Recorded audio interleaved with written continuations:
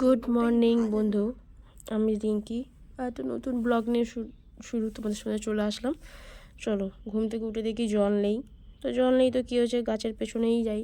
চলো, গাছগুলো দেখো, আমাদের ফুলগুলো কত ফুল ফুটেছে, ছোটো ছোটো রোজগুলো দেখো, টুইন কালারের, খুব সুন্দর ফুলগুলো, অনেক কড়ি এসছে জানো তো। যাই হোক, গাছের তো জল টল দেওয়া কমপ্লিট, দিয়ে এবার আমাকে কমপ্লিট হয়ে বেরোতে হবে। দেখো ফুলগুলো কত সুন্দর, ছোট্ট ছোট্ট ছিল, এখন ফুলগুলো কত বড় বড় হয়ে গেছে। তা যাই হোক, এবার আমার রেডি হওয়ার পালা। তার মধ্যে জল চলে এসছে, ব্রাশ ট্রাশ করে রেডি হয়ে বেরিয়ে গেলাম। ফুলগুলো এত সুন্দর লাগছে, দেখো কতক্ষণ ধরে দেখছিলাম দাঁড়িয়ে দাঁড়িয়ে।